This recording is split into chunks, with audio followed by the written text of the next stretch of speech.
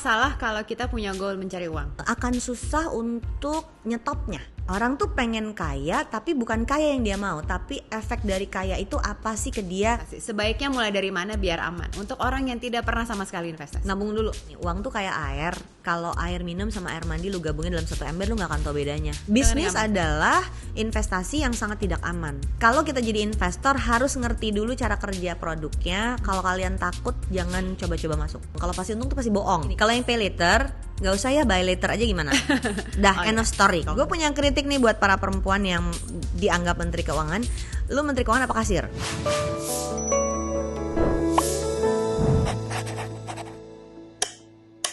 Teman setia, welcome back to CEO Room. Think bigger and be rich. Nah, kalau kita ngomongin pembahasan soal keuangan memang gak pernah ada habisnya. Terlepas dari kondisi finansial seseorang, topik seperti menabung, investasi, hingga strategi mengelola pengeluaran selalu menjadi hal yang penting. Nah, hari ini aku akan membawa satu orang expert yang sebenarnya udah di dunia ini udah cukup lama ya. Dari aku masih kuliah, mungkin dia udah mulai ya. Nah, hari ini kita akan membahas bersama financial trainer Liquina Hananto. Hai Wina. Hai. Aku ngomongnya Mbak Wina deh, gak enak jadinya. Gitu, udah ketahuan gue lebih tua dari kakaknya jadi deh. Mbak Wina, welcome. Akhirnya ngobrol sama kamu. Iya, maaf ya ngatur jadwalnya ternyata ribet juga dua-duanya. Ternyata sibuk, kamu sibuk. Alhamdulillah. By the way, tapi lately nih sebenarnya bukan financial trainer, didengarnya dikenal ya sebagai stand up comedian. Ini nonton ya. Aku udah nonton beberapa klip kamu. Yeah, but I'm gonna do a show. I'm Yeah. gonna do a show on the 3rd of May. Dan bahasa Inggris ya? Dua bahasa, yang siang bahasa Indonesia, malam bahasa Inggris. Amazing. Which one you wanna do? Amazing. Tapi gini, mungkin kita bahas dulu profesi awal ya. Profesi pertama, you were a financial planner, now you're a financial trainer. Now financial trainer. Apa yang membawa Mbak yang Wina? membedakan? Enggak, apa yang Mbak Wina pertama kali kenapa jadi financial planner dulu? Jadi financial planner tuh dulu gue kuliahnya finance, S1 finance, S2 finance. Tapi ternyata belajar finance sama praktek keuangan pribadi tuh beda banget gitu. Kan kuliah finance tuh isinya rumus, nerdy banget deh pokoknya, yang bener-bener 2 jam ngebahas rumus di lecture hall isinya 200 orang. Ngapain gue ada di sini? Ntar gue senangnya ngobrol, ketemu orang gitu kan. Jadi begitu mau praktekin nggak bisa, harus ada cara yang lebih praktikal. Sehingga waktu itu tagline kita yang masih kita bawa sampai sekarang, finance should be practical. Semua ilmu yang udah dipelajari ini prakteknya gimana. Jadi ada manusianya yang nggak belajar rumus sehari-hari. Kan sama uang tuh kita kan nggak pakai rumus. Kita kan bayar tagihan listrik, belanja ke supermarket, siapin dana pendidikan anak. Ada rumus tapi itu nggak setiap hari. Jadi waktu itu akhirnya gue mau di profesi ini, ilmu yang gue punya ini harus nyampe ke orang. Dan waktu itu gue profesinya ibu rumah tangga. Oke. Jadi waktu jadi ibu rumah tangga, berhenti kerja karena melahirkan anak pertama, biasa kan, first time mom kan ya, serba takut. I did the same. Iya kan. Setelah itu gue berpikir, oke, di situ gue mau jadi financial planner. Gue ikutlah semua sertifikasi. Gue dapet partner waktu itu dan kita mulai menjajakan mau nggak bikin financial plan sama gue. Klien pertama gue masih ingat, namanya Arif. Hai Arif. Arif ini teman kuliah waktu di Australia. Dia yang kita sebut klien A001. 001 ya, oke. Ada file number ya? Ada file number zaman dulu. Oke. Ya, itu jadi financial planner.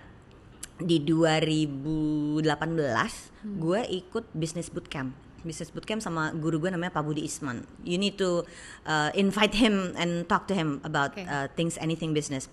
Pak Budi Isman itu bertanya sama gue, mana income generating segmennya dari produk yang kita punya, jasa yang kita punya, dan yang ternyata marginnya paling jelek itu adalah bikin plan. Karena bikin plan itu lo dibayar kecil banget, lo harus kerja sepanjang tahun dengan resources yang sangat banyak, waktu yang sangat consuming.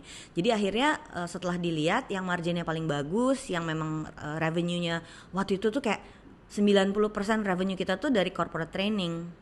Jadi ngapain masih pertahanin financial plan?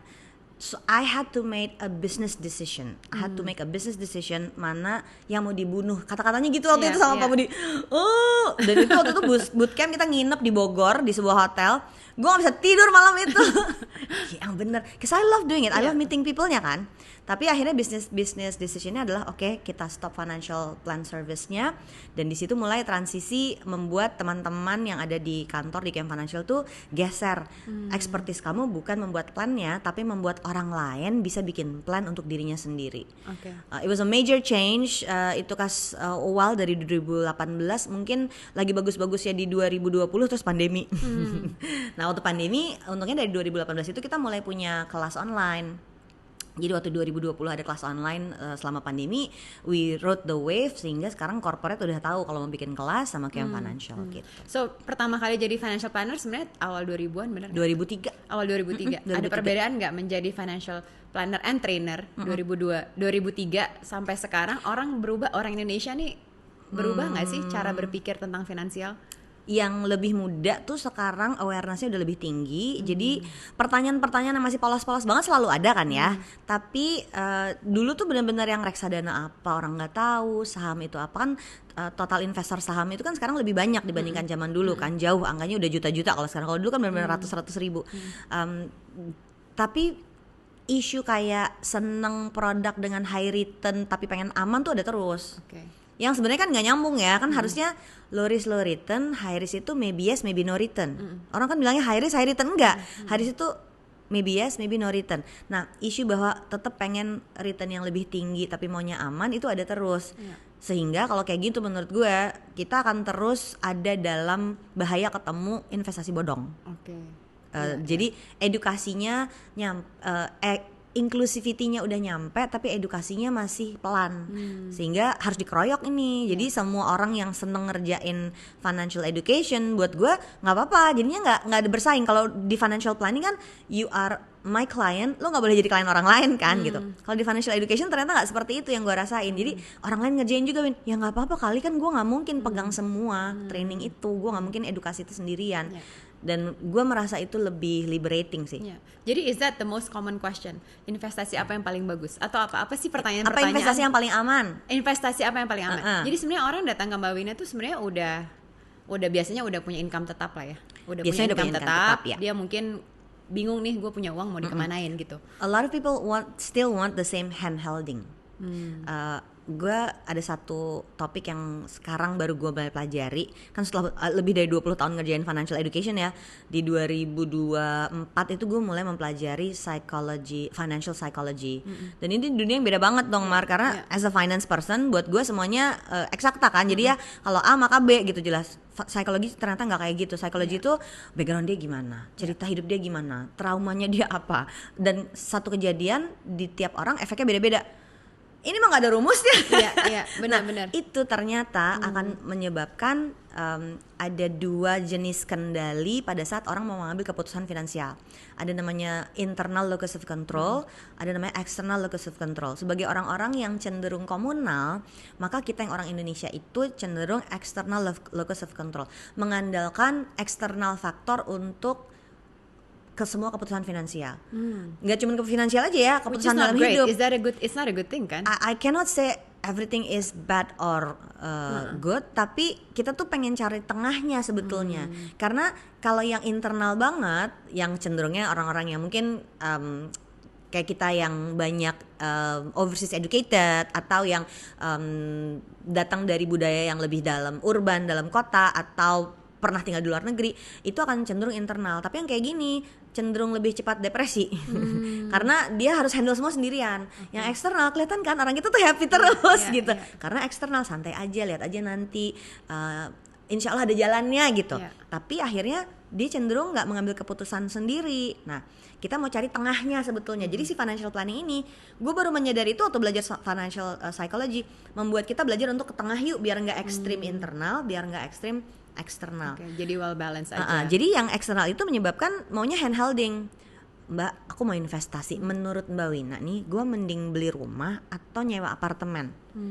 I'm not married to you, gue bilang. Iya gak sih? Kan gak tahu semua mana gua cerita tahu. background ya. Nah ini yang membuat gue, oh iya, jadi orang tuh cenderung pengen di handheld, investasi maunya yang aman. Kan gak ada investasi yang aman, semua ada resikonya. Sehingga you need to know the facts. Orang tuh harus diajak tahu sebetulnya fakta-faktanya apa, baru intuisinya dia gimana untuk mengambil keputusan. Jadi akhirnya selalu cari tengahnya yuk gitu. Iya. Oke, sebelum aku sendiri akan menanyakan ke Mbak Wina investasi mana yang aman. Tapi sebelum kita ke situ, so the tagline of this program CEO Room adalah Think Bigger and Be Rich. Tapi being rich itu definisi orang beda-beda. Levelnya juga beda-beda. Tapi menurut Mbak Wina, versi paling sederhana dan realistis untuk jadi kaya. Semua orang di Indonesia atau semua orang lah pengen jadi kaya. Ya kan, cuma again level kaya beda-beda. Kalau menurut Mbak Wina apa yang paling realistis dan sederhana? Boleh ganti jadi sejahtera aja nggak? Sejahtera, oke. Karena gini, aku perhatiin kaya itu diakuin deh, ketika kita lihat orang kaya dan kita menghakimi menilai dia kaya, yang kita lihat apa? Tampilan luar kan, yang kelihatan di Instagram dia liburannya ke luar negeri naik bisnis kelas kan, rumahnya, mobilnya, perhiasannya apa, tasnya apa, itu tuh semua yang bisa dipamerkan dan bisa dilihat. Yang kita tuh nggak tahu latar belakangnya dia apa. Latar belakangnya jangan-jangan dia udah kerja 25 tahun untuk bisa beli tas terbaru itu. Ya who are we to judge? So gila tasnya itu ya, dia kerja 25 tahun gajinya dia bukan UMR doang misalnya. Kan kita nggak lihat itu. Atau ternyata itu sebenarnya money laundering atau korupsi, kita nggak tahu juga. Ya kan? Lagi hot ya. Lagi hot banget kan? Itu kan hot. Enggak, bukan tahun politik jadi itu nggak hot. Nanti kalau tahun pemilu itu akan hot lagi ya. Okay. Sehingga apa yang kelihatan doang tanpa tahu latar belakang ceritanya. Dan buat gue itu jadi distorted reality. Orang lupa bahwa misalnya nih dan ini kalau gue ya personally gue terpengaruh lihat orang traveling melulu, gue juga pengen karena gue kerja melulu kan orangnya ya. Terus gue lupa yang jadi travel influencer atau content creator itu kerja loh dia. Ya kan kita lupa kan dia tuh kerja. Gue kalau lagi liburan gue nggak mau suruh bikin konten terus, beda loh. Nah yang kayak gini-gini kita lupa. Tapi kalau sejahtera kita ngukur cukupmu ada di mana, dan ternyata itu definisi gue tentang tenang, tentang perasaan.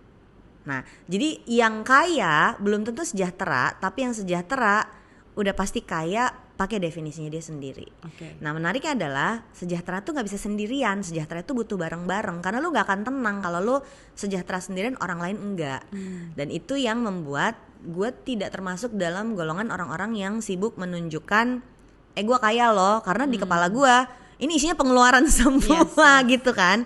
Nggak bohong kok, gue punya kok branded bag, gue punya kok rumah di Jakarta Selatan, dan itu butuh uang semua. In other people standard, oh you look rich gitu. Tapi ternyata bukan itu value yang membuat gue, oh ini gue kaya, enggak. Gue lebih memilihnya di si efek sejahtera tadi. Jadi mungkin orang tuh pengen kaya tapi bukan kaya yang dia mau, tapi efek dari kaya itu apa sih ke dia, security gitu kan, itu kan rasa tenang kan, nggak usah gelisah bayar cicilannya gimana, capek kerja mau cuti sebentar nggak deg-degan dimarahin bos. Akhirnya ternyata efek baik yang kita terima dari punya uang yang kita cari sebetulnya. Berarti kalau punya uang terus yang dikejar, tenangnya belum tentu dapet. Itu sih kalau menurut aku. Apakah salah kalau kita punya goal mencari uang? Enggak, tapi mungkin goalnya akan berarti susah, harusnya the feeling gitu. Ya, akan susah untuk nyetopnya. Where do you stop? Karena never ends ya. Never ends. Kan unlimited. Angkanya mau berapa? Buat yang punya 50 juta, 150 juta tuh lebih besar. Yang punya, everybody has a number kan sebenarnya kan ya. 3 miliar, itu mah udah ada. 10 miliar? 10 miliar, itu mah ada. 100 miliar, berhentinya kapan? Gak ada, Mer. Tapi kalau udah kita bisa bikin, ternyata gue pengen punya rumah yang nilainya sekian, DP-nya butuh sekian, jadi goalnya udah kelihatan. Jadi akhirnya kita mesti magerin. Kita mesti magerin, dan angkanya boleh berbeda ketika kalian umur 20, 30, 40, 50, all the way 70, 80. Sehingga nanti dapatnya cukup, bukan pengen terus-terusan. Kan akhirnya yang orang takutin tuh greed dong. Everybody is afraid of greed dong. Tidak mau mengakui kalau enggak gitu. Karena kan greed itu kan ketika dia eksesif gitu. Tapi kalau lu udah tahu batasannya mungkin untuk orang lain itu berlebih-lebihan, tapi kan buat kita enggak, gue pengen yang itu. Oh ya udah bikin aja batasannya. Terus nanti kita ketemu ternyata yang gue cari bukan itu. Ternyata yang gue cari adalah rasa tenangnya, rasa secure-nya, rasa merasa penuhnya. I love that word, sejahtera ya. Sejahtera. Tapi itu juga ngarang-ngarang sih gue bikin. Tapi it's good. Tapi it's true loh. I mean, mungkin kita juga udah tahu ya, we know people who has a lot of money, they're not necessarily happy. Ya, semua masalah kan ada terus. Dan kadang hati mereka juga nggak tenang loh. Utangnya lebih lagi, udah miliaran, triliunan. Yang orang suka gitu. lupa adalah ketika orang kelihatan kaya raya banget, dia utangnya jangan lebih gede lagi. Iya, betul. Perusahaan gede banget itu kan utangnya besar. Betul. Jadi CEO perusahaan besar, menurut gue itu bebannya berat lebih banget karena dia harus mikirin si cicilannya itu kan. Iya, benar-benar. Kalau kolaps ada apa-apa, misalnya Kalau terjadi krisis gimana? Orang selalu nanya, kalau terjadi krisis gimana? Gue sih tenang ya, gue hitungannya cukup oke nih di perusahaan gue punya hitungan untuk hidup berapa bulan. Tapi kalau perusahaan gue lebih besar lagi, pasti ada utang yang gede banget, dan utangnya jangan-jangan bukan dalam rupiah, Betul. dalam US dollar, sementara rupiahnya melemah terus gitu kan, itu kan masalah lagi. Artinya gini, masalah itu ada terus, mau lu miskin mau lu kaya. Betul. Ya emang sih lebih enak lu kaya punya masalah gitu ya. Tapi ternyata nggak berhenti masalahnya. Nggak berhenti masalah. Karena Ada mereka lagi. berarti always trying to achieve more ya. Trying to achieve more, problem akan datang lebih banyak lagi. Pengen nanya, personally Mbak Wina udah merasa sejahtera? At this point yes, tapi kalau dibilang financial freedom jawabannya belum. Oke. Nah, jadi ada definisi yang lain lagi, yaitu financial freedom, titik di mana kita punya aset yang menghasilkan sehingga bisa menutupi pengeluaran bulanan kita. Jadi kalau hari ini berhenti kerja sama sekali, kamu tetap terima penghasilan dari aset-asetmu yang aktif, jadi kayak passive income. Tapi jumlahnya harus bisa melebihi pengeluaran bulanan. We reach our financial freedom point itu when we were 33. Kan lu kenal suami gue ya? Iya. Dulu kan pernah kerja di perusahaan yang sama kan ya. Nah, dia memutuskan berhenti bekerja dari banking industry itu umur 33. Dan waktu itu aku capek jawabannya gitu. Bisa nggak kita berhenti kerja? Aku berhenti kerja dulu, mau explore bikin bisnis, tapi berarti nggak ada penghasilan 3 tahun. Terus kita cek, oh ternyata waktu itu ada restoran menghasilkan, ada properti menghasilkan, ada surat berharga, ada kekayaan intelektual. Dan waktu itu kami tinggalnya di Cibubur. Sederhana Kak dibanding standar yang zaman sekarang gitu ya. Itu jadinya, nih kasar-kasarannya, kalau si aset-aset itu menghasilkan 10 juta, di Cibubur mungkin pengeluaran 6 juta. Silakan berhenti kerja 3 tahun, tapi udah di atas 3 tahun punya penghasilan lagi ya Mas, gue bilang gitu. Tapi terus hamil lagi. Nambah lagi deh pengeluarannya. Jadi punya 3 anak, terus memutuskan pindah ke Jakarta Selatan. Di situ cicilan naik, uang sekolahan anak naik. Asisten rumah tangga gajinya berubah, Bo. Orangnya sama. Orang yang sama tapi gajinya berubah kan, dari Cibubur pindah ke Jakarta Selatan. Di situ baru kelihatan bahwa oh ternyata kuncinya tuh bukan punya asetnya aja, tapi si pengeluarannya pun harus dikunci. Jadi ternyata pengeluaran kita, dan manusiawi banget untuk gue pengen hidup lebih enak, lebih mewah lah standarnya dibandingin yang 10 tahun yang lalu, wajar dong gitu. Tapi yang kita lupa adalah ternyata financial freedomnya lepas. Jadi sejahtera dalam titik ini iya, merasa cukup iya, tapi kalau dibilang financial freedom jawabannya udah enggak. Pernah berarti sekarang enggak. Sekarang lagi membuild berarti sekarang lagi. Enggak. Jadi kalau dibilang sekarang lagi. dari nol lagi. Si aset-aset itu pun ternyata tidak bertahan selamanya. Iya, betul. Investment kita kan kita investment nggak tahu kita sampai nggak tahu, kapan. ada umurnya ternyata kan. Orang enak dia punya ini. Itu semua ada umurnya. Jadi kan harus di manage terus. Kayak si restoran itu waktu pandemi tutup, propertinya ada yang mau beli, kita nggak sanggup ngurus properti ternyata orangnya. Kita jual terus kita beliin tanah. Tanah kan nggak bisa disewain sekarang gitu. Aset SBN adalah, tapi kan belum terlalu banyak. Si kekayaan intelektual tunggu ya, gue lagi nulis buku lagi. So financial freedom memang banyak dikaitkan dengan yang penting punya passive income, sehingga kalau kita nggak bisa bekerja masih ada aset-aset yang bekerja untuk kita. Lupa dikunci. Is there any other way di luar passive income? Apakah that's the only way untuk punya rich financial freedom? Jadi berumah tangga yang suaminya provide, nggak gitu ya jawabannya. Not very inspiring, tapi seriously ada teman-teman gue yang gue nggak kerja, gue baik-baik aja. Ya laki lu apa? Gue gitu kan. Ya which is fine. Dan gue I'm not against it. Dan gue pernah di posisi jadi berumah tangga kan. Tapi berarti kan asetnya adalah suaminya menghasilkan terus, dan artinya kan mesti diurus. Semua aset yang menghasilkan tuh harus diurus, termasuk pasangan. What do you think about? Tadi kan ngomongin, ada salah satu cara adalah misalnya kita punya pasangan yang let's say kaya raya, konglomerat yang mungkin bisnisnya wah gitu kan ya, nggak akan habis-habis gitu. What do you think tentang pembagian household dalam pengeluaran dan juga pemasukan? Oh, we went through different stages. Jadi ada periode aku ibu rumah tangga, dan bener-bener waktu itu kayak kehilangan jati diri, karena tadi perempuan bekerja, punya anak. Jadi benar-benar seharian gue cuman ketemu sama orang-orang yang umurnya di bawah 12 tahun. Karena beda ya hidupnya. Ya kan, karena anak gue masih bayi, dia hanya main sama anak tetangga. That's it. Jadi hidup gue waktu itu benar-benar cuman menyusui, pergi ke taman, lari-lari, dan makin sedih kenapa gue nggak happy gitu. Kan gue punya anak, kasihan dong anak gue gitu. Di periode itu gue merasa kayak gitu. Tapi waktu itu yang gue rasain adalah suami kerja, dan dia komitmennya adalah aku kasih, kamu yang urus ya. Jadi household managementnya adalah istri sebagai menteri keuangan di rumah. Gue punya kritik nih buat para perempuan yang dianggap menteri keuangan. Lu menteri keuangan apa kasir? Beda loh. Menteri keuangan itu ya kan Pak Purbaya, Bu Sri Mulyani itu kan bikin kebijakan. Kasir itu bukan mengurangi peran kasir juga penting, tapi kasir itu kan terima pembayaran atau ngeluarin duit kan. Nah, lu yang mana? Kalau lu bikin kebijakan, berarti pengetahuan finansialnya harus ditambah. Betul. Jadi jangan sampai dianggap menteri keuangan tapi akhirnya cuma kasir suruh bayar-bayar doang. Di periode yang kedua, gue mulai bekerja. Kasih tau aku lagi, tadi kasir menerima pembayaran mengeluarkan perangan. Bagaimana Banyak ibu caranya rumah tangga perempuan cuma menjadi begitu. menteri keuangannya? Banyak perempuan cuma jadi begitu doang. Direduksi perannya menurut aku. Kalau dia mau jadi menteri keuangan, dia mesti bikin kebijakan. Jadi dia mesti tahu nggak usah ngomongin strategi investasi dulu, ngomongin strategi menu di rumah kayak apa, itu udah strategi kan. Belanja harian, belanja harian. mingguan. Karena kita pernah bikin training finansial untuk ibu-ibu RT RW gitu, dan ternyata budayanya di situ adalah makan itu 3 kali sehari beda menu. Ternyata tuh boros banget, Mbak. Mewah sih itu ya. Mewah sekali. Dan ini kan orang-orang yang penghasilannya sekitar UMR, Iya. Bu udah tahu cara bikin menu. Terus ternyata menu yang dimasak buat siang itu bisa dipakai buat makan malam lagi, Bu. Jadi Ibu nggak harus beli bahan yang berbeda sehingga ongkosnya lebih tinggi. Dengan bahan yang sama di repeat 2 kali. Jadi Ibu nggak usah masak 2 kali. Terus ibunya ngeliatin ke gue yang gitu ya, Neng. Ini strategi Iya, simple ya sebetulnya. Kita nggak usah ngomong investment dulu, Iya, tapi iya. membuat kebijakan Iya. masaknya akan kayak gini ya di rumah sehingga lebih hemat. Iya.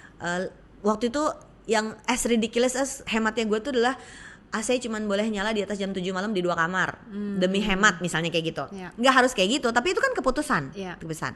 Sampai ke investment kalau udah kayak gitu kan mesti ngerti dong berapa sih setoran bulanan yang disiapin untuk dana pendidikan anak 1 2 3 gitu. Untuk pensiun kita nanti kira-kira mau ada di mana. Untuk bisa jadi peran seperti itu kan dia mesti punya literasinya dan dia mesti bisa jadi rekanan ngobrol yang cocok sama si pasangannya. Benar-benar. Nah, tadi kan kalau ibu sebagai menteri keuangan, sebagai household, ya kita anggap ini suami istri ya, kan nggak semua orang seberuntung itu mempunyai dua kepala lah, dua kepala di rumah tangga. Ada nggak rumus untuk mengendalikan pengeluaran per bulan untuk satu household? Ada. Ini buat panduan aja. Kita nyebutnya rumus 1 2 3 4.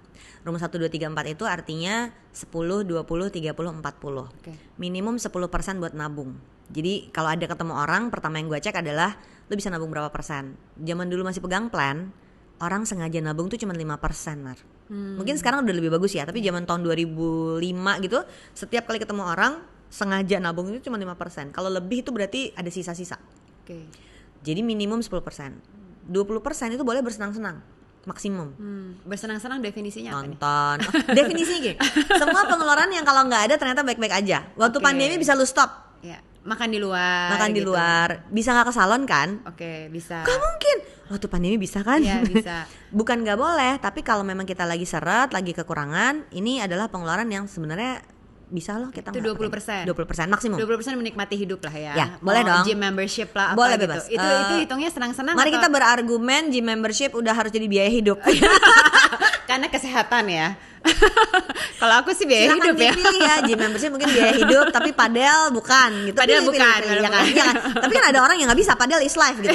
Oke, baiklah gitu kan, terserah dong. Silakan dipilih. Jadi Oke. kita harus pilih mau setuju atau tidak setuju. Tapi isunya nanti kita harus memilih mana yang akhirnya masuk di 20% gaya hidup. Karena sesudah itu ada cicilan maksimum 30%. Oke. Terakhir ada si pengeluaran rutin bulanan kita yang gue cuma kasih porsi 40%. Dan kebanyakan orang akan bilang nggak mungkin, Win. Nggak mungkin cuma 40%, mungkin 50-60%. Karena misalnya dia nggak bisa memilih antara gym sama padel, yang mana yang biaya hidup, mana yang gaya hidup. Iya. Kita mungkin ketawa soal ini, tapi ada yang ternyata gedenya tuh gara-gara dia harus support keluarga besar. I see. Jadi itu dia masuknya ke rutin nggak sih? masuk ke rutin di dalam biaya ke hidup. 40%. Jadi pengeluaran sosial, perpuluhan gereja, zakat sedekah, termasuk kirim ke orang tua, nolongin keponakan yang harus kuliah, Ya. anak lu bukan tapi lu OPEX harus lah ya, sekolahin. monthly OPEX Itu lah akhirnya itu. masuk biaya hidup, itu OPEX Oke, ya. oke. Itu di 40% gue kasih batas, kebanyakan orang akan lebih dari itu. Akan di 50-60. Gue bilang, kalau biaya hidupnya lebih dari 40-50, maka si pengeluaran yang 1 2 3 harus turun. Apakah cicilannya harus lebih kecil atau gaya hidup terpaksa dikunci gitu. Oke. Dan orang Indonesia, from what you have seen, ada di mana tuh mereka? Apakah mereka banyak yang sudah mengerti ini atau tidak? Gue nggak punya data yang cukup besar untuk bilang orang Indonesia seperti apa, tapi kemarin kita habis bikin riset 200 alumni kita punya kayak 35.000 alumni kelas online-nya di KM Academy, ada sekitar 200 yang kita survei. Karena ini orang-orang yang memang bersemangat untuk belajar finansial, rata-rata memang udah bisa nabung 10% sih udah sanggup. Oke. Tapi nabung Pas gue tanya investasi, itu butuh handheld, gimana sih caranya, kan udah ikut kelas, takut buat mulai gitu. I see. So from tadi dari rumus tadi 10% yang ditabung, ini yang harusnya kita coba explore investasi. Oke. Let's say uang belum banyak, tapi kita bisa spare 10% lah ya. 10% untuk investasi. Sebaiknya mulai dari mana biar aman? Untuk orang yang tidak pernah sama sekali investasi. Nabung dulu. Nabung itu di deposito. Nabung itu tabungan di bank atau deposito. Tapi taruh yang kita nggak bisa Dipisahin. pegang, yang Jadi, berbunga. Kan kalau rekeningnya ditaruh di bank doang nggak terpisah, berbunga tuh. Rekeningnya terpisah. Kalau bisa rekeningnya terpisah. Kalau mau banknya terpisah juga nggak apa-apa. Ada orang yang ya udah deh di bank yang sama, 2 rekening yang berbeda. Ada orang yang dia butuh spesifik separately dipisah uang yang dia nggak mau pakai. Biar lupa gitu jadi ya. Jadi bercandaannya tuh gini, uang tuh kayak air. Kalau air minum sama air mandi lu gabungin dalam satu ember, lu nggak akan tahu bedanya. Uang juga begitu. Uang yang lo mau simpan buat anak-anak sekolah, sama uang yang buat liburan, sama yang buat bayar listrik kita gabungin. Gimana misahinnya? Jadi harus kita pisahin. Physically, digitally kita pisahin. Gue bahkan untuk dana darurat, banknya gue pisahin. Sehingga gue nggak usah lihat lagi itu duit. Namanya juga darurat ya. Darurat. Nanti aja. Oh, Kalau ternyata emergency gitu. banget itu bisa gue cairin. Tapi tiap bulan di top up. Di top up ya. Tiap bulan di top up itu dimasuk ke 10% yang kita tabungin. Jadi gini, orang tuh suka lupa pentingnya kebiasaan menabung menjadi habit. Kalau basic nabungnya nggak ada, untuk bisa rutin investment atau rutin bayar cicilan itu susah. Jadi kalau dia udah biasa nabung, selalu bayangin gini, misalnya gajinya 5 juta ya, biasa nabung 500.000, dipisahin dari rekeningnya, maka di tabungannya, di rekeningnya sekarang tinggal 4,5 juta. Kepalanya akan berpikir, aku punya 4,5 juta sampai gajian berikut. Tapi kalau 500.000 itu nggak dipisahin, masih ada di rekening yang sama, kepala dia kan bilang, gue bisa ngabisin 5 juta. Jadi jangan dianggap remeh nih, orang soal nabung doang tipsnya gitu. Enggak. Orang yang biasa nabung akan tahu. Jadi kalau nanti dia udah biasa nabung 20-30% dari penghasilan, waktu dia pertama kali punya cicilan rumah, itu nggak menakutkan lagi, karena selama ini dia memang udah nggak hidup sama 20-30% penghasilannya. Udah biasa ditabung, tapi sekarang jadi cicilan gitu. Jadi dia nggak menderita abis itu. Nah ini tabung, tadi step 1 adalah nabung, kalau bisa dibedain rekeningnya. Step kedua, oke udah nabung nih, terkumpul lah nih 500.000 per bulan aja setahun ya. Itu kan 6 juta. 6 juta setahun, lumayan ya gitu. Banyak kan? Terus mungkin ada bunga 2,5% lah ya. Benar nggak sih sekarang? Almost zero sih kalau tabungnya. Let's say yang deposit yang ada bunga lah, digital bank itu kan ada tuh bunga 2%, 3% 3% adalah ya. Oke, next stepnya apa? Next stepnya harus menentukan tujuan. Oke. Kebanyakan orang tidak punya kemampuan untuk mempertahankan tabungannya karena nggak ada goalnya. Lu kayak lu olahraganya apa sih, Mar? Semua olahraga. Lu ikut high rocks ya? Semua golf, tenis ya. Tapi kan ada gongnya kan. Kalau lu golf berapa? Ya, let's say goalnya maraton lah gitu. Ya. Maraton kan ada finish line-nya kan. Nah, menabung tuh harus ada finish line-nya apa? Kita suka lupa, kita ngumpulin aja. Betul. Terus nggak ada goalnya. Padahal olahraga aja ada goalnya. Kalau lo main basket ada basketnya, main bola ada gawangnya, lari ada finish line-nya. Maraton aja kan lo akan mikirin gue mau maratonnya di mana ya, gitu harus kan. Training supaya gue bisa finish. Nggak bisa gitu lo nggak lari 15 kilo 3 kali seminggu untuk mencapai maraton, nggak mungkin. Nah maka waktu kita menabung, goalnya apa? Dibikin tujuan finansial. Tujuan finansial tuh punya 3 elemen. Yang pertama adalah judulnya apa. Jadi uang ini kita kasih label. Makanya tadi ngejar uang aja. Nggak ada labelnya susah. Tapi dikasih label, uangnya buat dana darurat, uangnya buat dana liburan, uangnya buat dana pendidikan anak, uangnya buat gue nggak mau umur 65 kerja lagi gitu. By the way, semua yang umurnya di atas 50 sekarang mulai telepon gue. Udah mikirin gimana nih ya, ntar lagi udah retirement age gitu. I turn 50 this year. When I turn 40, orang tuh yang wah 40 kita mesti ngapain ya gitu. Begitu 50 ini semua teman-teman gue yang angkatan gue mulai we need to talk. Is that too late to talk about it? Kalau ngeluarin angkanya iya. It's never too late. Gue selalu bilang it's never too late. Tapi kalau gue tunjukin angkanya, tadi malam gue habis kumpul sama teman-teman gue yang umurnya semuanya 50 ke atas, gue tunjukin hitungan untuk bisa pensiun umur 58, semuanya diem. Karena kayak setoran bulannya harus 70 juta semuanya. Jadi kalau lihat angka doang. Balikin lagi. Ya, balik lagi ke situ. Nanti aku mau ngomongin retirement ya. Oke. Let's start early. Ya, balikin lagi tadi. Jadi pada saat udah dikasih label, kasih jangka waktu sama nilai rupiah yang jadi targetnya berapa. Nah dari situ baru kita akan lihat selama ini nabung 500.000, kalau targetnya cuma 6 juta kekejar.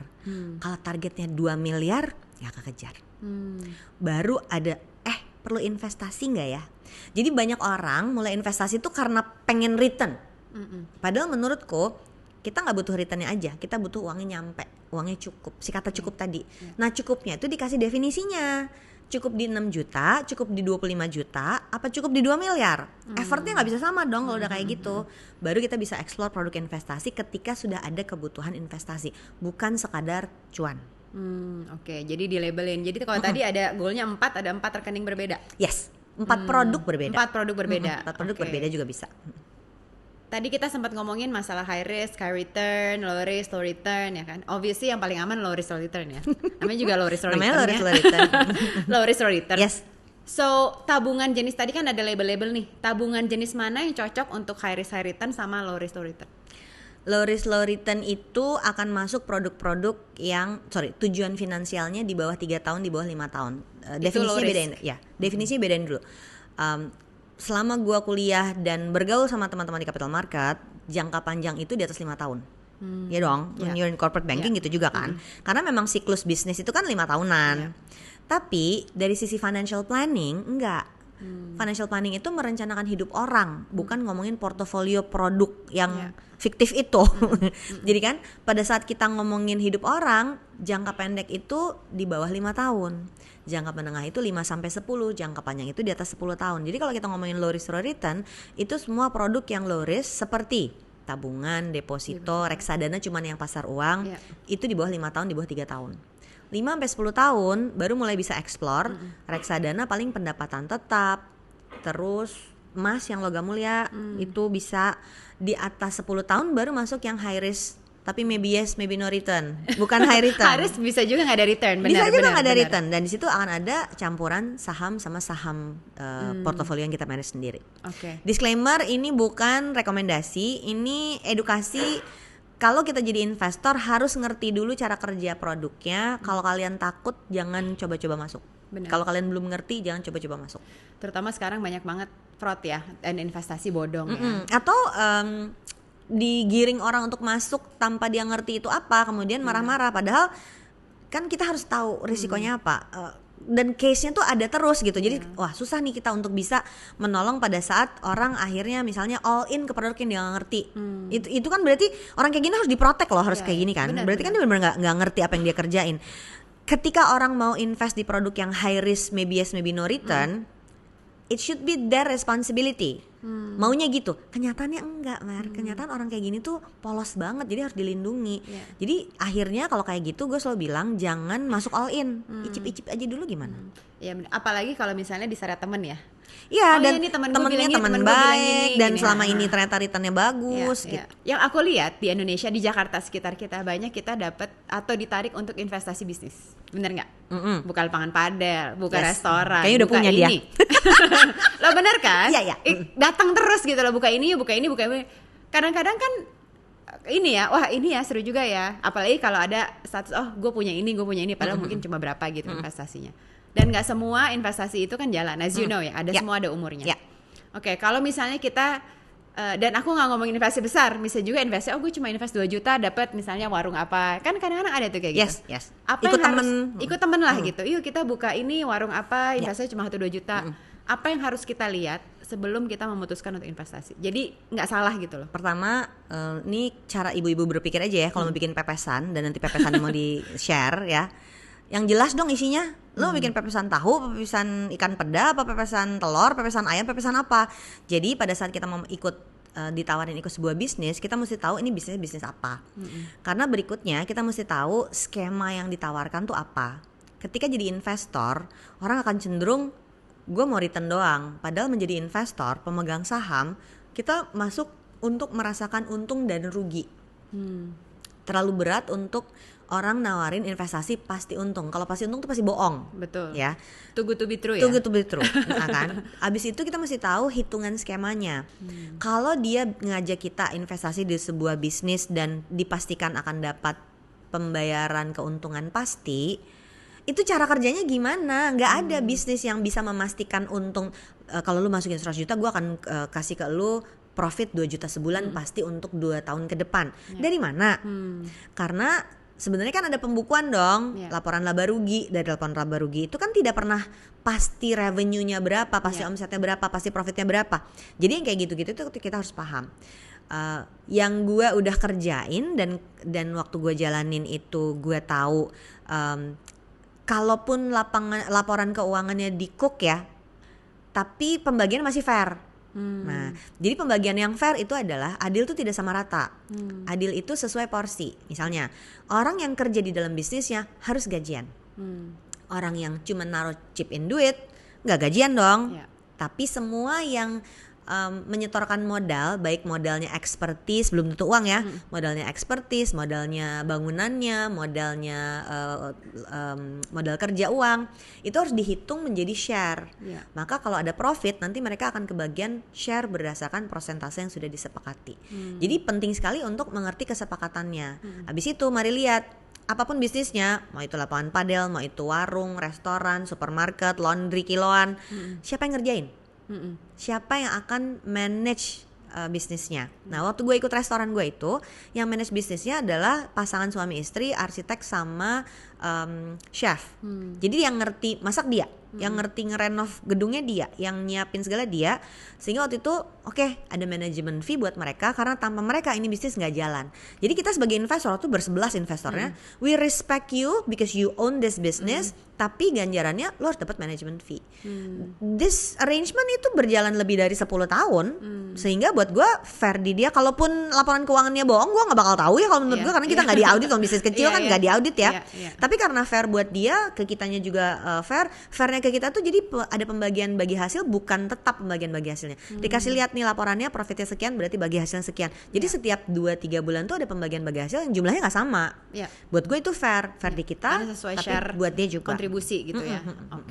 Nah, question bisnis kecil-kecilan ya kan. Ya tadi kita banyak dapat tawaran, kita ngeliat ada apalagi yang paling sering ditanya itu franchise. Franchise yang even gerobak atau apa ya. Soalnya entry-nya tuh lumayan low kecil, gitu, lumayan murah, dan orang mikir ini salah satu start. Dan banyak banget pensiunan sekarang ikut yang kayak gitu. Ya, itu apa? Is that a good thing? Apakah itu sesuatu yang itu trial? Itu hitungannya aman nggak? Nggak. Bisnis adalah investasi yang sangat tidak aman. Dan kan banyak ya kerja jadi karyawan, terus lihat temennya yang punya bisnis, enaknya punya bisnis. Dia kan nggak tahu bentar lagi kita lebaran mesti nyiapin THR kan. Dan gue nggak nangis sih, gue nyiapin THR tiap tahun. Jadi kalau THR-nya Maret, dari Januari kita udah siap duitnya dong. Harusnya kan yang sehat begitu. Tapi kenyataannya kan enggak. Sehingga gini, jangan delulu soal punya bisnis. Karena punya bisnis itu berurusan delusional. Iya, delusional kan. Orang tuh lupa bahwa bisnis itu isinya banyak banget peritilannya yang harus dikerjain dan tidak pernah aman. It's high risk ya. It's high risk. Bisnis itu high risk. Kalau mau yang low risk, SBN. SBN itu apa? Surat berharga negara. Oh, surat berharga negara. Iya, surat obligasi negara. Sukuk ori kan lagi ada ori ini sekarang. Tiap 2 bulan tuh ada yang diterbitin baru. Itu low risk. Itu ada terus sih. Selama negaranya tetap berdiri. Nah, itu juga high risk ya negara. Resikonya kalau negaranya udah nggak berdiri, makanya NKRI harga mati. Kan? Bukan aku apa-apa. I invest a lot in SBN. Gitu.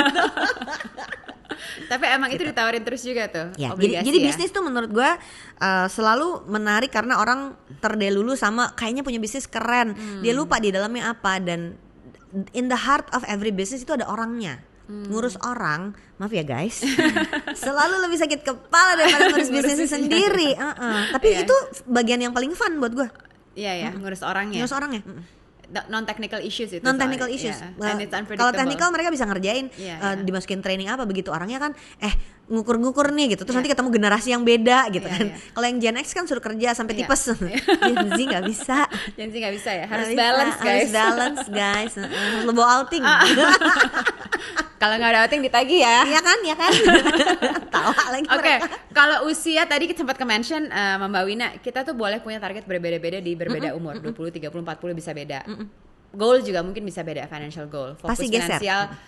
Nah, strategi keuangan versi Mbak Wina sebagai financial trainer. Let's say ini yang dengerin, soalnya kita penontonnya Gen Z milenial ya. Ada 20-an, 30-an ya, ada yang 40-an kayak aku gitu. Mungkin 20 dan 30-an. Kita tuh harusnya udah mulai fokus di mana? Be experimental. Karena justru di umur segitu, kalau kita membuat kesalahan finansial, cenderung, nggak selalu, tapi cenderung modalnya kecil-kecil. Jadi kalau salah, you get up and go. Let's do it again. Ruginya belum terlalu besar. Ya, jadi eksperimen. Sementara kalau umurnya udah 40-50, eksperimen itu udah harus lebih hati-hati karena ruang kerja dan energinya tuh udah nggak sama dengan waktu umur 20-30.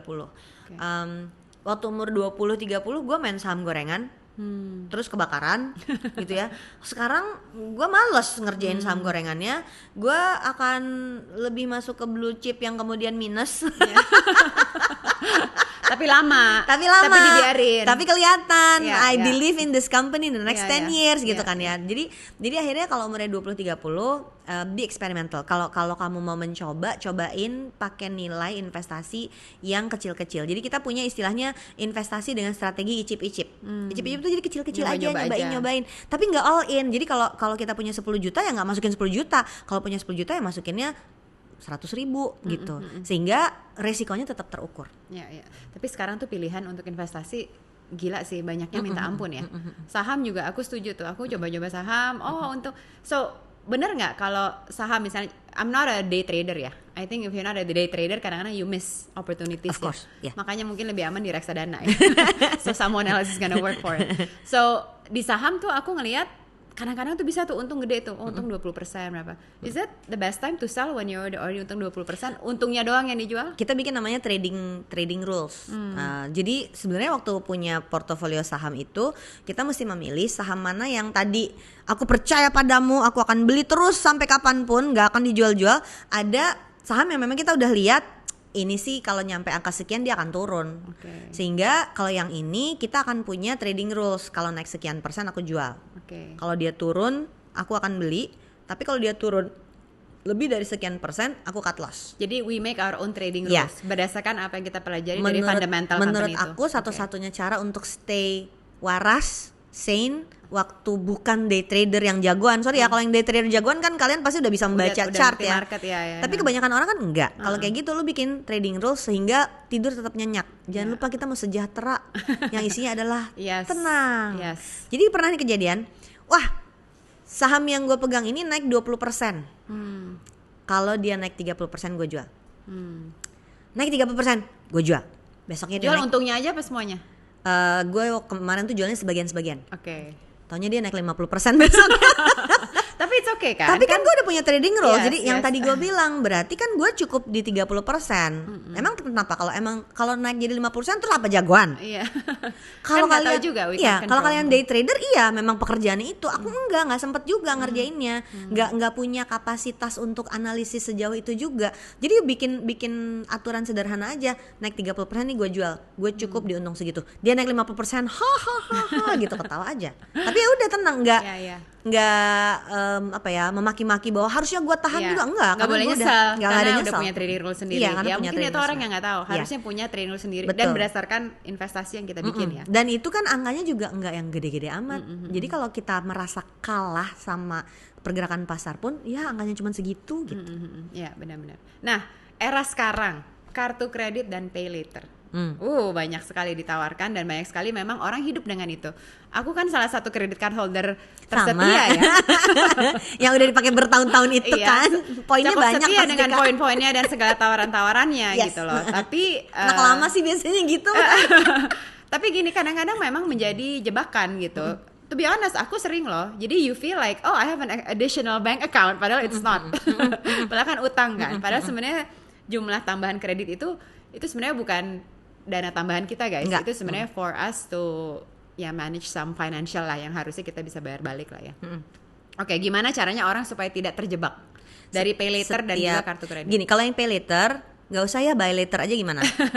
End of story kalau pay later kalau bisa karena bahaya banget. Ya, angkanya mungkin kecil-kecil tapi benar-benar ketemu sama kasus-kasus yang pay laternya tuh ngegulung, bahaya banget. Kalau kredit card, asalkan kamu berani gesek, berani bayar, nggak masalah. Tapi jadi bisa ngukur. Kalau kartu kreditnya kita gesek 2 juta, sebenarnya di tabungan itu punya 2 juta untuk bayarinnya.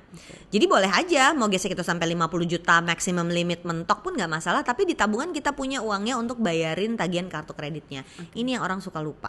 Jadi kalau gue sih Suami gue tuh sampai aku besok ke sekolah ngapain, bayar uang sekolah pakai kartu kredit. Demi apa? Gue bilang juga buat poinnya, lumayan kan? dapat poin katanya gitu. Tapi kan sebenarnya dia udah punya dong Iya. dana pendidikan Iya, anak yang standby. Jadi balik lagi jangan bayar aja dulu ke kartu kreditnya ya kan uangnya. Oke. Jadi balik lagi jangan sampai kita delusional soal si uang ini. What is real for you harus real. Uangnya ada berapa? Sehingga kalau ada yang merasa nggak nyaman dan takut tidak bisa mengendalikan diri, nggak usah punya kartu kredit. Boleh juga kan? Ya intinya zero risk sih. Iya, Ya jadinya kan? dia You nggak wanna usah. do transaction yang zero risk for you. Iya, kalau gitu. kamu nggak mau, kamu nggak sanggup. Artinya gini, personal finance itu kan personal banget ya. Nggak ada satu yang bisa kita aplikasikan ke semua orang. plus ke semua orang. Semua orang punya background beda-beda, story beda-beda, maka kemampuan dia untuk mengendalikan diri pun akan nggak sama. Jadi dari kita berdua pakai kartu kredit, tapi pas kalian mau praktekin, tunggu dulu. Gue bisa nggak nih mengendalikannya gitu. Ya karena bisa bahaya juga ya sebetulnya. It's like you have access to an additional account Iya, gitu. dan awalnya mungkin limitnya cuma 2 juta, lama-lama jadi 5 juta, limitnya nambah terus. Karena bayar on time terus kali dinaikin terus kan. Bayar justru nggak on time kali. Oh ya nggak on time. Oke nih biar Kalau utang bayar- terus ya. bayar on time Rugi nggak soalnya dinaik-naikin. banknya kan kalau kita bayar on time. Gue nggak dinaik-naikin. Tapi kalau nggak on time diteleponin gimana? Iya. Anyway, apa biasanya hal-hal penting atau 1-2 hal yang selalu diajarin ke trainee-nya Mbak Wina? Yang very crucial. Yang very crucial tentang risk, Resiko. tentang resiko. Sehingga trainer-trainer kita tuh orang-orang yang gemar mencoba produk investasi. Jadi waktu kemarin saham naik turun itu grup trainer WA-nya itu rame banget. Lu beli yang mana? Ketawa-ketawa gitu ya. Tapi begitu ngajar ke depan mereka sangat konservatif. Jadi kita berprinsip kita tidak boleh menjebloskan orang.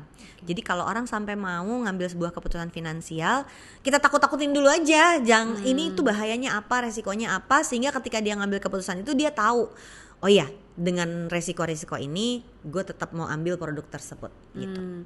Menurut Mbak Wina, as we get older ya semakin kita nambah umur, kita menjadi konservatif atau malah menjadi berani? Gue pernah ketemu zaman dulu itu ada klien, waktu masih pegang kliennya, umurnya udah 65 masih investasi saham. Ada bokap gue 79 masih Bokap pegang gue masih. saham. Masih kan Tapi gitu. dia ngecekin tiap hari soalnya. Dia masih ngecekin tiap hari. Bokap gue udah gak ngecekin tiap Oh, hari. gue ngecek soalnya dia kayak day trader lah. Dia sekarang udah pensiun, jadi kerjaannya Tapi just for trading fun saham. kan buat dia berarti ini kan? Gua nggak pernah nanya sih Nggak itu pernah for nanya fun itu. atau- Jadi teori bahwa semakin tua semakin konservatif itu tidak selalu 100% benar. Tapi gini pas kita bikin financial life journey orang dari umur dia 25, 30, 40, 50, 60, tujuan finansial itu bergeser kan. Contohnya waktu gue mulai investasi anak gue umur setahun, sekarang dia umur 24. Ya. Maka jarak dari dia ke kuliah waktu dia umur 1 tahun dengan jarak dia ke kuliah waktu dia umur 15 beda kan. Betul.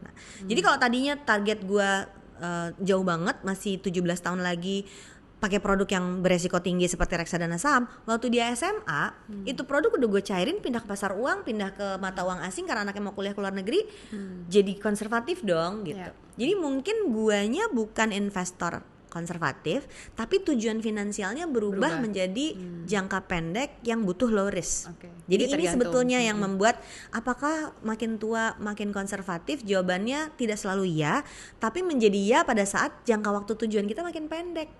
Dan kalau sekarang dilihat jangka waktu gue pendek semua ya. Anak gue yang paling kecil masuk SMA, berarti dia kuliah tinggal dikit lagi. Yang nomor 2 bentar lagi lulus, yang paling besar udah lagi cari kerja. Berarti gue yang jangka panjang hanya dana pensiun. Itu pun sebenarnya teorinya udah deket dong.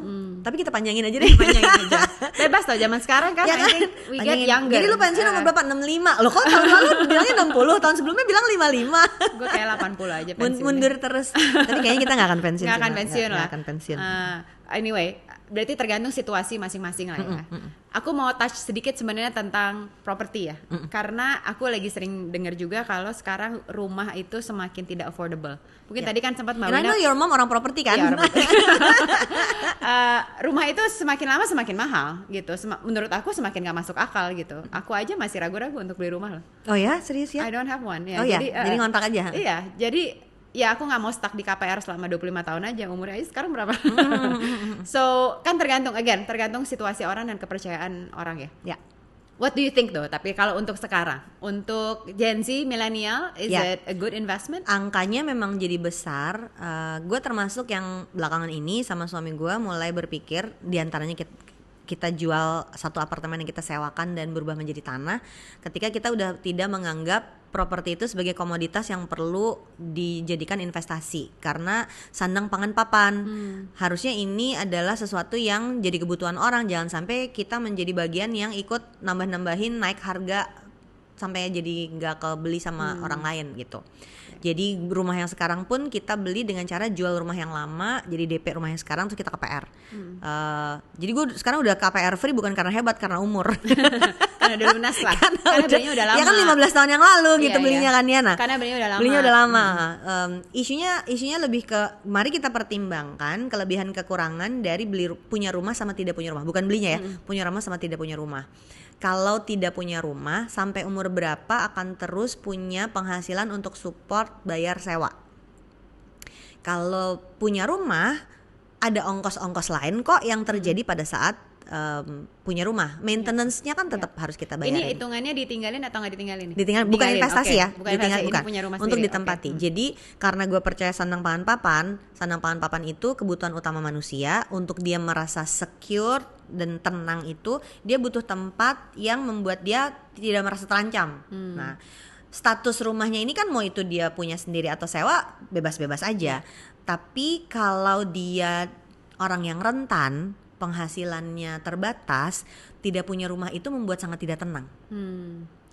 Mungkin lu kasus yang beda karena punya aset lain, gitu ya. Tapi untuk orang yang kerja jadi karyawan tidak punya rumah, itu akan ada gelisah terus karena nih kita ngontrak kapan diusir. Terus kita punya nggak untuk bayar sewa tahun berikutnya? Apa punya aset lain yang menghasilkan sehingga tenang, sewa tetap kita bisa bayar kok walaupun kita nggak punya rumah gitu. Jadi isunya nggak bisa percaya masa lo nggak punya rumah, nggak bisa kayak gitu. Tapi untuk kebanyakan orang, kita akan ngomong general public, memiliki rumah sendiri itu sangat penting. Sehingga sebetulnya affordable housing itu sesuatu yang harus jadi kebijakan publik. Betul. Dan gue nggak bisa ngomong dari sisi financial planning karena hitungan matematika doang yang bisa gue kasih. Ngumpulin DP dulu untuk 20%, baru kita KPR gitu. Karena kalau aku lihat harga rumah segitu, terus aku mikir aduh orang gaji UMR gitu ya, gimana caranya nabung DP aja nggak kekejar gitu loh. Makanya untuk yang kayak gitu, realistic anymore. Iya, maka untuk orang seperti itu akan kemungkinan ngontrak terus. Tapi kan berarti pola hidup seperti itu akan membutuhkan dia untuk berhitung terus untuk sewa tahun depan gimana, untuk sewa tahun depan gimana. Jadi membuat rencana keuangan itu merencanakan hidup, Jadi kita harus tahu dengan penghasilan kayak gini, cara hidupnya kayak gimana, merencanakannya kayak apa. Orang yang udah punya rumah, masih cicil KPR, kan dia tetap harus mikirin bayar cicilannya setiap bulan dong gitu. Ada orang-orang yang gelisah banget, beli rumah enggak ya, beli rumah ya, kalau krisis nanti bunganya naik kan gitu juga dipikirin. Aku lebih gitu. gelisah bayar KPR sih. Nah, suami gue bilang dia lebih deg-degan tanda tangan KPR daripada ijab kabul sama gue. Beneran, tapi mungkin bener ya, itu tergantung situasi. Karena mungkin kalau aku, I feel like when I invest in a property, I wanna make sure it's a good value for money. Jadi aku bukan against beli rumah, aku pengen banget beli rumah, cuma mungkin gak di Jakarta. Oke. Gitu, karena buat aku it's not good value for money. Mungkin I would buy a property somewhere else, di mana kan aku nggak mau selamanya juga mungkin di Jakarta, I don't know gitu. Oke, ada isu lain tergantung, kan tergantung ada isu yang lain. Ada Lo mau tinggal di yang mana? lain gitu loh. Dan you are right, I rather invest in a different asset. And that's making me money gitu. Jadi mungkin memang ya situasi beda-beda ya. Nah, kita masuk ke Mbak Wina sebagai komika. Membingungkan ya sih. Karena ini personal branding apa ini? Ini sesuatu yang serius banget. Well, dan conversation berapa menit kebelakang itu very serious. Very serious. Cuma of course when you are suffering it becomes a joke, it becomes a comedy ya kan. Kalau saat penderitaan finansialnya ada, kenapa nggak dijadiin lucu-lucuan aja? So kenapa tiba-tiba pengen jadi komika? Nggak tiba-tiba sih. Masuk jadi ke komedi. Sebenarnya kalau lihat ke belakang, I'm always a joker. Gue memori pertama gue berkomedi itu gue ikut lomba pidato bahasa Inggris waktu SMA. Dan I end up doing comedy on stage. Tentu saja gue nggak menang habis itu. SMA di mana nih? SMA di Bandung, SMA 2, SMA Negeri 2. Jadi sekolah negeri, ikut lomba karena anak Sorako ya. Sebagai kita kan dulu dia lahir di Sorako, gue besar di Sorako. Anak Sorako itu bahasa Inggrisnya semua bagus. Historically begitu. Karena semua expat. Karena banyak expat waktu itu. Jadi dari kecil kita semua ngomong bahasa Inggris. Jadi waktu gue SMP SMA, kok bahasa Inggrisnya bagus. SMA ikut lomba pidato bahasa Inggris. Begitu lomba pidato bahasa Inggris, I end up doing comedy on stage, jadi gue kalah. That was my first memory. Oke, jadi memang dari awal tuh udah pengen ya, manggung lah gitu. Jadi kayaknya hasrat ingin jadi artisnya tidak terbendung. Datang dari keluarga yang very artistic. My mom was a singer kan, waktu mudanya. Terus gue masuk ke dunia financial education sekitar 2026-2027 tuh mulai banyak banget panggilan, dan salah satu yang gue inget banget tuh pergi ke sebuah bank asing yang isinya orang-orang banker yang very serious. Ini gimana mau ngajar keuangan, mukanya serius banget kan, banking zaman dulu kan lo harus pakai suit ya. Which I love, I think it's great. You enjoy that? Aku suka, I love man in a yang suit. Sekarang aku enggak. Suka rapi. Yang sekarang parah ya. Nah, terus gimana caranya biar mereka relax dikit lah kalau gue lagi ngomongin keuangan. Ya akhirnya gue joking around di situ karena suami gue banker kan, kenal. Ya gue bikin cerita yang lucu-lucu lah tentang kehidupan kita yang konyol-konyol sebagai pasangan muda baru nikah waktu itu. Akhirnya mereka ketawa. Sejak itu, jadi dari 2006, gue kalau ngajar keuangan 2 jam itu isinya diselip-selipin jokes terus. Sehingga akhirnya gue punya materi banyak banget. Cuman gak pernah disarikan sebagai komedi. Jadi baru kayak 2012 gue nonton Sadiah Ma'ruf, one of the first female hijabi comedian, dan gue suka banget materinya dia. Terus gue bilang gue pengen jadi komedian kayak Sadiah deh, gue bilang gitu. Akhirnya gue berkesempatan manggung bareng sama Sadiah, sama Gamila, sama Jess, sama Allison, sama Fatia. Itu kita bikin show namanya Perempuan Berhak. Setelah itu, that's it, I wanna do this for life. Really? Iya. Udah kayak callingan gitu ya? Kayak callingan aja. Tapi aku ngeliat kamu topiknya agak variatif loh. Iya, gue banyak materi ngomongin perempuan, tapi diserempet ke bawah ke agama dan politik juga banyak. Dan karena dia bahasa Inggris cenderung aman. Iya bener juga ya. Jadi nggak terlalu ofensif. Jadi nggak terlalu ofensif karena pakai bahasa Inggris, agak disaring gitu. Tapi kenapa pakai ada bahasa Inggrisnya?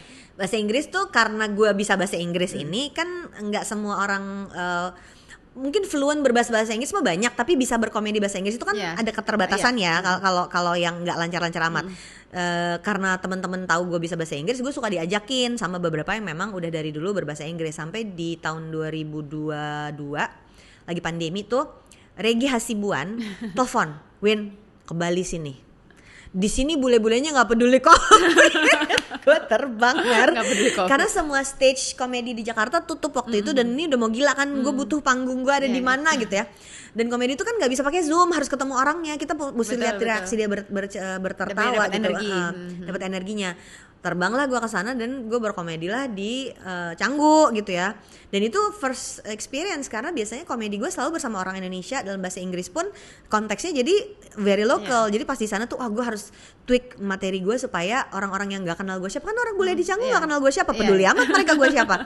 Ternyata materi itu bisa diterima juga. Nah dari situ gue ke Edinburgh Fringe Festival, gue ke New York, gue ke Boston.